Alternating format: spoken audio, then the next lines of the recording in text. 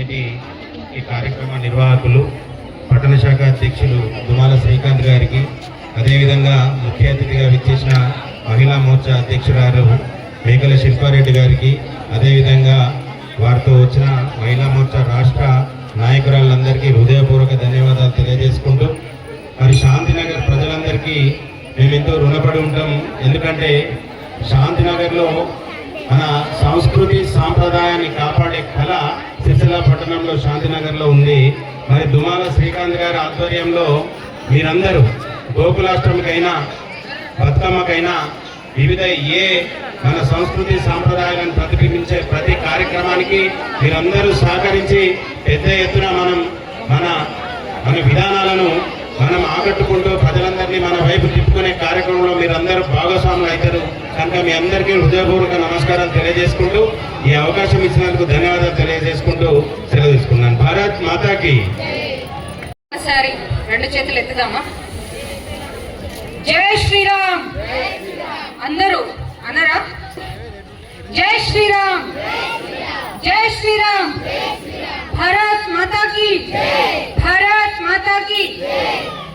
ఈరోజు సిరిసిల్ల పట్టణంలో భారతీయ జనతా పార్టీ ఆధ్వర్యంలో నిర్వహిస్తున్న బతుకమ్మ సంబరాలకి, అలాగే జిల్లా అధ్యక్షులు గోపి అన్న గారికి, అన్నపూర్ణ గారికి, టౌన్ అధ్యక్షులు శ్రీకాంత్ గారి నేతృత్వంలో జరుగుతున్న బతుకమ్మ సంబరాలకి ఇంత పెద్ద ఎత్తున అన్నలు, అక్కలు, చెల్లెలు, అమ్మలు అందరూ బతుకమ్మ ఆడడానికి ఇంత సంతోషంగా వచ్చిన మీ అందరికీ బతుకమ్మ నవరాత్రి మరియు దసరా శుభాకాంక్షలు.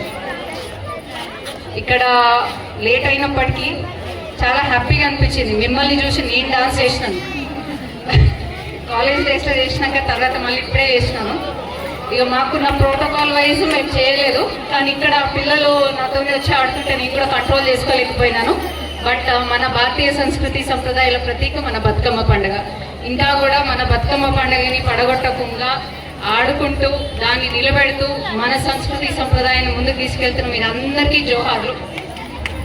ఈరోజు ఇక్కడ కూడా లాస్ట్ బతుకమ్మ